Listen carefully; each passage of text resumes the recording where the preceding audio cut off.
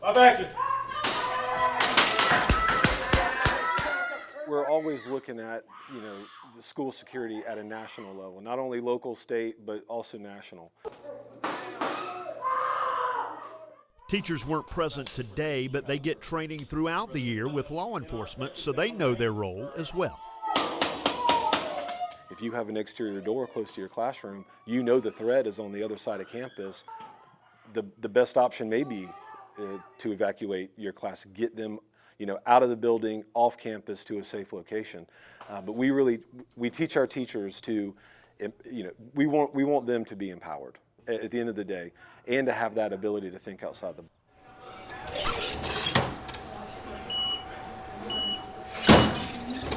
Just steps away from Charleston County's jail sits a bustling print shop.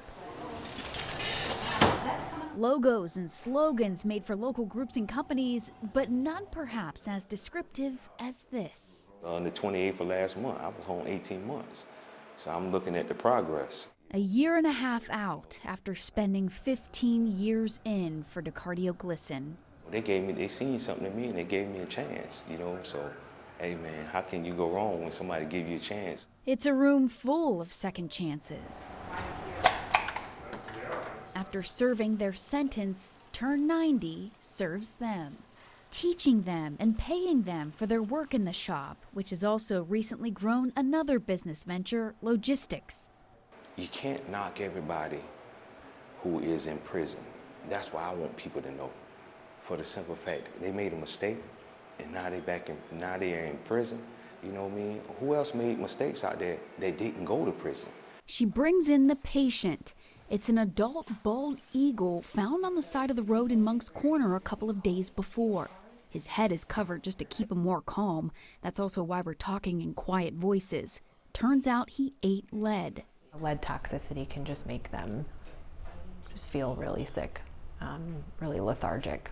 That's Mandy walking us through what's happening. Apparently, it's very common for some birds like eagles and vultures to accidentally ingest lead while scavenging through organs left behind by hunters. The techs are giving fluids and medication.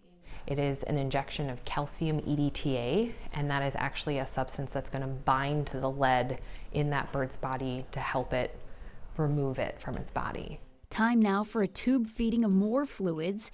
We get to see the bald eagle's face up close. So kind of just like you would, give medication to your dog or cat, or like pill your dog or cat. We are doing that with birds.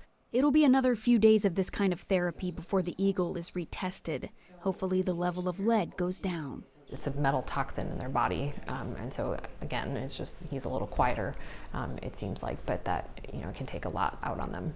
Back into the kennel he goes. Technician Valerie Sprinkle brings in a herring gull brought in from Myrtle Beach the previous day.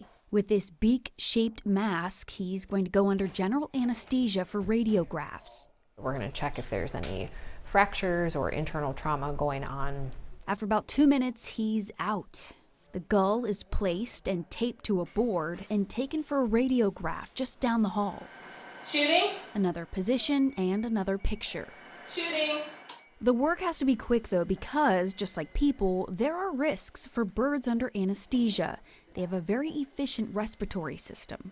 His eyes are open. He's coming back to a little too early, so more gas. There aren't any obvious fractures, but the gull has some wounds to his metacarpals along the wrist area.